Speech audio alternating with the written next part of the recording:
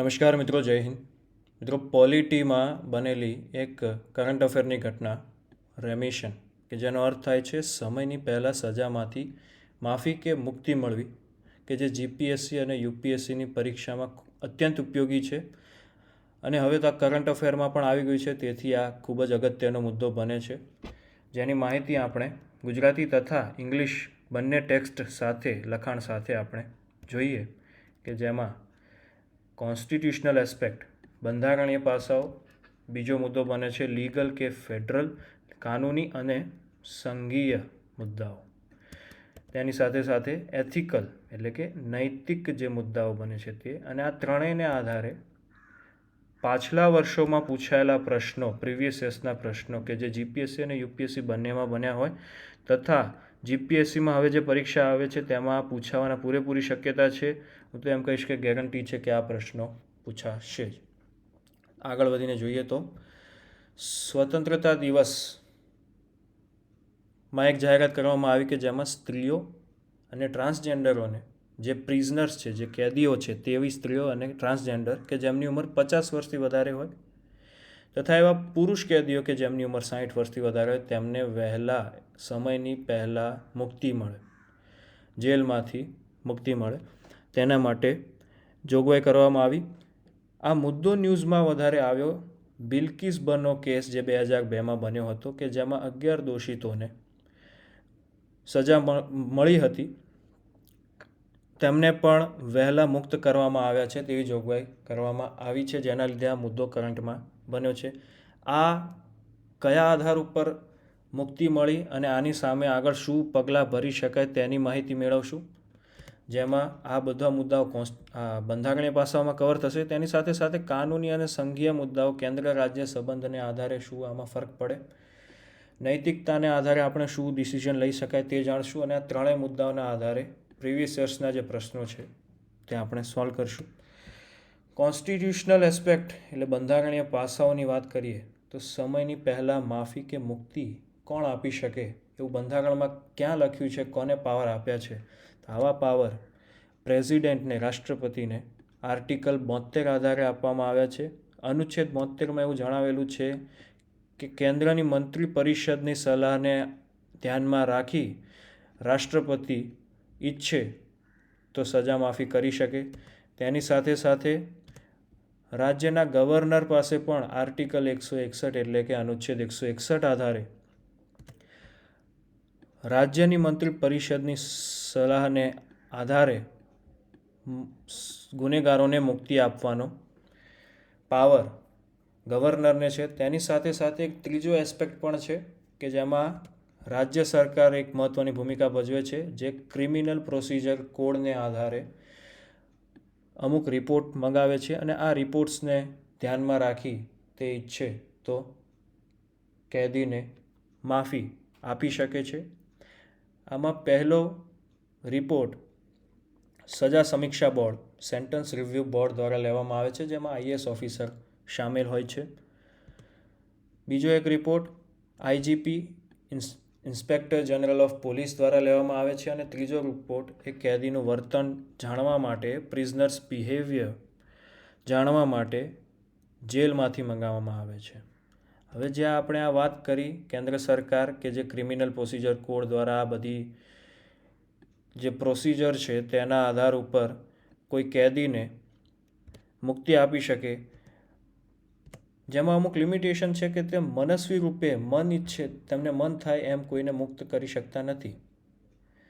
જે આજીવન દોષી હોય તેણે પહેલાં 14 વર્ષની જેલ પૂરી કરેલી હોવી જોઈએ, અને જે પીડિત હોય તેને આ મુક્તિથી કોઈ પ્રોબ્લેમ હોય તો તેની સામે તે અપીલ પણ કરી શકે છે હાઈકોર્ટમાં તથા સુપ્રીમ કોર્ટમાં, જે દર્શાવે છે કે ભારતમાં કોન્સ્ટિટ્યુશનમાં, બંધારણમાં ચેક્સ એન્ડ બેલેન્સીસની સિસ્ટમ છે.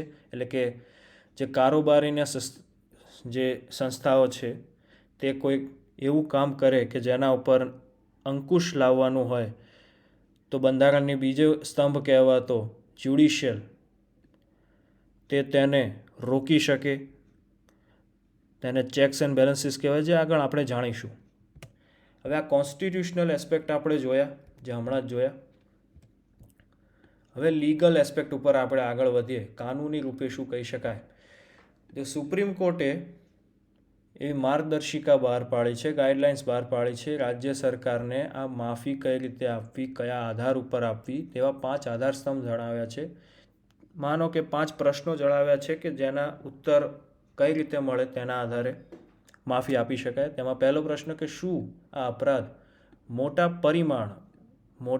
પરિમાણ પર સમાજને અસર કરે, એટલે મોટા ભાગના સમાજને અસર કરતા હોય, સમાજના એક મોટા જૂથને અસર કરે છે કે શું, તે જાણવું. ત્યારબાદ શું આ ગુનાનું પુનરાવર્તન થઈ શકે, કોઈ આ ગુનો દોહરાવી શકે, શું આ ગુનેગાર જે છે એ પાછો આ ગુનો કરવાની ક્ષમતા ધરાવે છે કે શું, તે જાણવું. જે દોષિત છે તેને જેલમાં રાખવાથી શું હેતુ પૂરો થાય છે તે જાણવું. 5મો અને સૌથી મહત્ત્વનો કે કેદીના પરિવારની પરિસ્થિતિ જાણવી, કે તે કઈ પરિસ્થિતિની હેઠળ છે તેનું પણ ધ્યાન રાખવું. જે માનવ અધિકારોના ઉલ્લંઘન હેઠળ ન આવતું હોય જેનું ધ્યાન રાખવું. આ થયા લીગલ મુદ્દાઓ. હવે આગળ વધ્યા આપણે ફેડરલ મુદ્દાઓ, એટલે કે સંઘવાદના પાસાઓ. સંઘવાદ એટલે કે કેન્દ્ર અને રાજ્ય વચ્ચેના સંબંધો આધારિત જે કાનૂની તથા અન્ય રૂપની ચર્ચા થાય છે તે, જેમાં કેન્દ્ર સરકાર રાજ્ય સરકારને માર્ગદર્શિકા જાહેર કરી શકે. શેના માટે? જેલમાંથી કેદીઓને મુક્તિ આપવા માટે. પરંતુ રાજ્ય સરકાર તેનું પાલન કરવા માટે બંધાયેલી નથી. કેમ? કારણ કે જેલ જે વિષય છે એ રાજ્ય યાદીનો વિષય છે, તેની ઉપર કાયદા રાજ્ય બનાવે. આવું બંધારણની 7મી અનુસૂચિમાં લખેલું છે. પરંતુ જો સીબીઆઈ મેટર હોય કે જે સીબીઆઈએ આ આરોપીઓને પકડાવવામાં મદદ કરેલી હોય, તેવા મુદ્દાઓમાં રાજ્ય સરકારે કેન્દ્ર સરકારની સલાહ લેવી જરૂરી બને છે. આ થાય ફેડરલ એસ્પેક્ટ. હવે આ જે અર્લી રિલીઝ થાય છે, એટલે કે સમયની પહેલાં મુક્તિ મળે છે કેદીઓને, તેના અલગ અલગ પ્રકાર હોય છે, અલગ અલગ જોગવાઈને આધારે આ મુક્તિ મળે છે. જેમાં એક પહેલી રીત અથવા જોગવાઈ અથવા તો સ્કીમ કહી લો, જે છે પેરોલની સ્કીમ. તમે નામ સાંભળ્યું હશે કે જેલની સજાને વિરામ અથવા સ્થગિત કરી દેવી અને કેદીને થોડા સમય માટે બહાર જવા દેવું. જ્યાં સુધી આ કેદી બહાર જાય છે ત્યાં સુધી તેની સજા જે હોય છે તે ગણવામાં આવતી નથી. ત્યાંથી સજાને, માનો કે કોઈ 5 વર્ષ માટે જેલમાં હોય, તેની કુલ સજા 7 વર્ષની હોય. 5 વર્ષ પછી એને કોઈ એવી ઘટના પરિવારજનોને સાથે બને કે જેના લીધે એને જેલની બહાર જવું જરૂરી બન્યું હોય, અને એ 2 મહિના માટે પેરોલમાં જો જેલની બહાર હોય, તો પછી જ્યારે પાછો આવશે 5 વર્ષ જેલમાં રહ્યા બાદ, 2 મહિના બહાર રહ્યા બાદ જ્યારે પાછો આવશે ત્યારે તેના 2 વર્ષ પૂરા ગણવામાં આવશે, તેમાં 2 મહિના ઓછા નહીં થાય. અને આ એ પેરોલ એ કોઈ અધિકાર નથી કેદીનો કે જે તેને મળે જ. આ તો રાજ્ય સરકાર એ કેદીના વર્તનને આધારે પેરોલ આપી પણ શકે અને ન પણ આપે.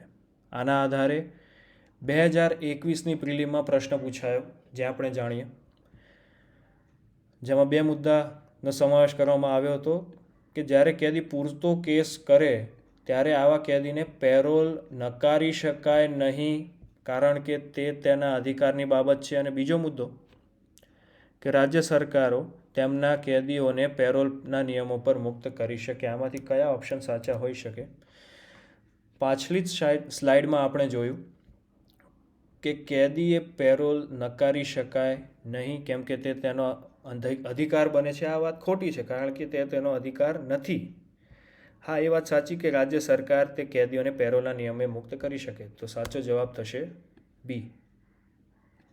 ફક્ત બીજો મુદ્દો સાચો છે. હવે આમાં બીજા ઘણા જોગવાઈઓમાં એક બીજી મહત્ત્વની જોગવાઈ છે ફરલો. હવે આ ફરલો શું છે?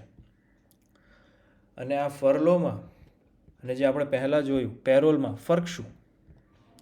તો ફરલો જે છે તે લાંબી સજા ભોગવતા કેદીઓ માટે છે. માનો કે કોઈ 14 વર્ષથી જેલમાં હોય, 14 વર્ષની સજા ભોગવતો હોય.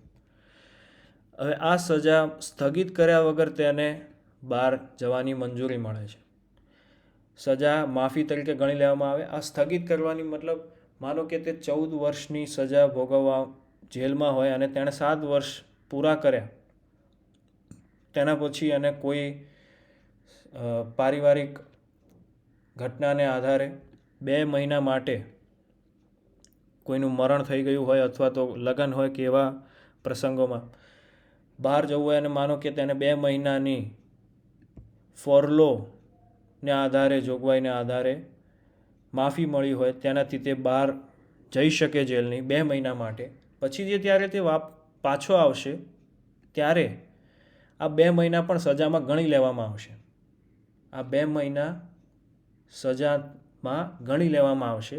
એટલે આને કહેવાય છે સજા માફી. એ કઈ રીતે? જે આ 2 મહિના જે બહાર રહ્યો છતાં પણ તેને સજામાં ગણી લીધા, એને માનવામાં આવે કે જેલમાં જ હતો. આ જે ફરલો જે છે તે એક કેદીનો અધિકાર છે. આ એક કેદીનો અધિકાર છે. જ્યારે આપણે પહેલાં જોયું કે પેરોલ જે છે એ કેદીનો અધિકાર નથી, પરંતુ જે ફરલો છે એ કેદીનો અધિકાર છે. કેદીને સામાજિક જીવન જીવી શકે તેના માટે આનો ઉપયોગ કરવામાં આવે છે, કારણ કે તે જો લાંબા સમય માટે જેલમાં હોય તો તે સમાજથી ઘણો દૂર થઈ જતો હોય છે. તેની સાથે સાથે અમુક નાના નાના શબ્દો કે જેના વિશેની જાણકારી હોવી જરૂરી છે. જેમ કે પહેલો શબ્દ પાર્ડન. પાર્ડન એટલે માફી. માફી એટલે એ વ્યક્તિને જે પણ સજા હોય એમાંથી તેને મુક્ત કરવામાં આવે, તેની સજા પૂરેપૂરી માફ કરી દેવામાં આવે, તેને કહેવાય પાર્ડન. કોમ્યુટ. કોમ્યુટમાં સજાના સ્વરૂપમાં ફેરફાર કરવામાં આવે. કોઈ એક સજાને જગ્યાએ કોઈ બીજી હળવી સજા દેવામાં આવે. માનો કે કોઈને ફાંસીની સજા દીધેલી હોય તો તેને તે ઘટાડીને તેને થોડા વર્ષો માટેની જેલની સજા દઈ દેવામાં આવે તે. ત્રીજું છે રેમિશન. રેમિશન એટલે સજામાં કંઈ ફેરફાર નથી કરવાની, પણ જે સજા છે એને જ ઘટાડી દેવી. 14 વર્ષની સજા હોય તો ઘટાડીને 10ની કરે. કોઈને 50 લાખનો ફાઇન હોય તો તેને ઘટાડીને 10 લાખનો કરી દેવો, તેને કહેવાય રેમિશન. રિસ્પાઇટ. આ વિશેષ આધારો પર સજા ઘટાડવાની વાત છે. માનો કે કોઈ મહિલા જે પ્રેગ્નેન્ટ હોય અથવા કોઈ અપંગ શારીરિક રીતે અપંગ વ્યક્તિ હોય, આવી ઘટનાઓમાં તથા કોઈ બહુ જ ઉંમરલાયક વ્યક્તિ હોય તેમને આ રેસ્પાઇટ જોગવાઈના આધારે સજામાં ઘટાડો કરી શકાય છે. અને છેલ્લું છે રિપ્રાઇવ. રિપ્રાઇવ એટલે કામચલાઉ સમયગાળા માટે સજા પર રોક રાખવામાં આવે, ખાસ કરીને મૃત્યુદંડની સજા ઉપર. હવે આ રોક કેમ લગાવવામાં આવે? જો કોઈ અપરાધી હોય કે જે આ ઉપરના કોઈ મુદ્દાને આધારે સજા માફી અથવા તો સજાના સ્વરૂપ બદલવા માગતો હોય અથવા તો તેની સજા ઘટાડવા માગતો હોય તો તેના માટે તેને રાષ્ટ્રપતિ કે રાજ્ય સરકારને કે ગવર્નરને અરજી કરવાની હોય છે. અને માનો કે તેનો મૃત્યુદંડ કાલે જ હોય, તેને કાલે જ ફાંસી મળવાની હોય અને તે ઈચ્છે કે મારે અપીલ કરવી છે, તો તે અપીલનો જવાબ આવે ત્યાં સુધી તેની ફાંસી પર રોક લગાવવામાં આવે છે, તેને કહેવાય રિપ્રાઇવ. તો આ 5 મુદ્દા આપણે આજે શીખ્યા: પાર્ડન, કોમ્યુટ, પેરોલ, રેમિશન, રેસ્પાઇટ, રિપ્રાઇવ. તો આ મોટાભાગના મુદ્દાઓ પતી ગયા છે. હવે એક નૈતિક પાસાઓ બાકી છે જેના વિશેની આગળ ચર્ચા કરીએ. આ જે પ્રીમેચ્યોર રિલીઝ એટલે સમયની પહેલાં જે મુક્તિ મળે છે, સારી કે ખરાબ, તેના વિશેના તરફેણમાં મુદ્દાઓ, પોઝિટિવ મુદ્દાઓની પહેલાં ચર્ચા કરીએ. પોઝિટિવ મુદ્દાઓમાં પહેલું કે મૂળભૂત અધિકારો અને જે ગુનાનું પ્રમાણ છે તેની વચ્ચે અપ્રમાણસર જોગવાઈ ના હોવી જોઈએ. અપ્રમાણસર જોગવાઈ એટલે કે કોઈ સજા એટલી મોટી ના હોય છતાં પણ તેના મૂળભૂત અધિકારો પર ખૂબ નિયંત્રણ રાખવામાં આવે તો તે યોગ્ય નથી. આ મૂળભૂત અધિકારો પર એટલું જ નિયંત્રણ હોવું જોઈએ કે જેટલો મોટો તેણે ગુનો કર્યો હોય. તો આ એક તરફેણમાં મુદ્દો. બીજો મુદ્દો એ સામાન્ય જીવન સુધારવાની અને જીવવાની તક મળે, કારણ કે eye for an eye will make the whole world blind. એટલે કે આંખને બદલે આંખ માગી લેશો તો આખી દુનિયા જ આંધળી થઈ જશે. એટલે આ હેતુથી એવું કહેવા માગે છે કે હરેક વ્યક્તિને એક ચાન્સ મળવો જોઈએ તેના જીવનને સુધારવા માટેનો અને નોર્મલ લાઈફ જીવવા માટેનો. તો આ 2 મુદ્દા થાય છે તરફેણમાં. હવે આપણે જોઈએ સામે કઈ દલીલો થઈ શકે. Argument against the premature release. તેમાં પહેલો મુદ્દો સમાનતાનો ખ્યાલ, કે જો આવા અન્ય દોષિત હોય તો તેમને પણ માફી મળવી જોઈએ, આવા એકને જ કેમ મળી. બીજો મુદ્દો કે માફી અથવા છૂટ જે છે એ દોષિતનો અધિકાર ના હોય, તે કારોબારીની વિવેક બુદ્ધિ હોય. રાજ્ય સરકારની વિવેક બુદ્ધિના આધારે એને ઠીક લાગે તો તે માફી આપી શકે છે.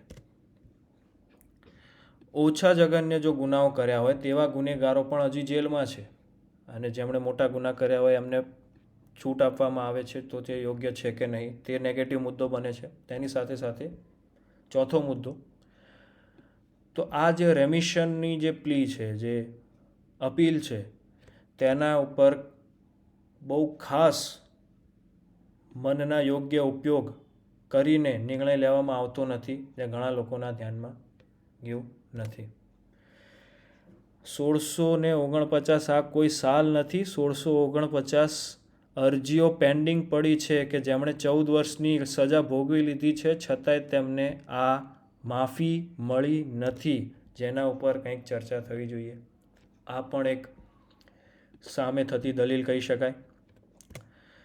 છઠ્ઠો મુદ્દો કે ઘણા દોષિતો એવા છે કે જેમને આ માફીની જોગવાઈની જાણકારી જ નથી, તેમને આ જાણકારી કંઈ ને કઈ રીતે મળવી જોઈએ. આ એક થયો નેગેટિવ મુદ્દો. આની સાથે સાથે આપણે નૈતિક મુદ્દાઓ જે હતા તે પણ પૂરા કર્યા. હવે યુપીએસસી જીપીએસસીમાં પહેલાં પૂછાયેલા પ્રશ્નોની ચર્ચા કરીએ અને આના ઉપરથી આવનારી ભવિષ્યની જીપીએસસીની પરીક્ષામાં પણ ચોક્કસ રૂપે આ પ્રશ્નો પૂછાશે તેના વિશે જાણીએ. કે પ્રેસિડેન્ટના ડિલેમાં એટલે કે વિલંબમાં મૃત્યુદંડની સજા બદલવામાં રાષ્ટ્રપતિના વિલંબના કિસ્સાઓમાં ન્યાયના ઇનકાર તરીકે જાહેર ચર્ચામાં આવ્યા છે. એટલે રાષ્ટ્રપતિને જે અરજી મળે છે મૃત્યુદંડની સજાને બદલવાની અથવા તો ઓછું કરવાની, તેવા કેસમાં રાષ્ટ્રપતિનો વિલંબ હોવો જોઈએ કે નહીં, આ અરજી સ્વીકારવા કે નકારવા માટેની કોઈ સમય મર્યાદા હોવી જોઈએ કે નહીં, તે જણાવો. તો આ એક નેગેટિવ મુદ્દો છે તે આપણે જોયો હતો, જે અહીંયા આપણે કોટ કરી શકાય. આ 2014માં પૂછાયેલો પ્રશ્ન છે. આની સાથે સાથે 2019માં એક પ્રશ્ન પૂછાયો હતો કે ભારતનું બંધારણનું જે સત્તા છે તે કડક વિભાજનના સિદ્ધાંતને આધારે નથી. Constitution of India does not accept the principle of strict separation of power. Separation of power એટલે સત્તામાં વિભાજન. તે સ્ટ્રિક્ટ નથી, ખૂબ કડક નથી, પરંતુ તે ચેક્સ એન્ડ બેલેન્સીસના સિદ્ધાંત પર આધારિત છે. આ ચેક્સ એન્ડ બેલેન્સીસનો સિદ્ધાંત એટલે આપણે પહેલાં જોયું કે રાજ્યની સરકાર ઈચ્છે તો અમુક રિપોર્ટ્સના આધારે અમુક મર્યાદામાં, જેમ કે 14 વર્ષ સુધી તેમ કેદીએ સજા ભોગવેલી હોય, આવા અમુક કિસ્સાઓમાં તથા તેનું વર્તન જોઈને તેને મુક્તિ આપવાનો અધિકાર રાજ્ય સરકાર પાસે પાવર છે.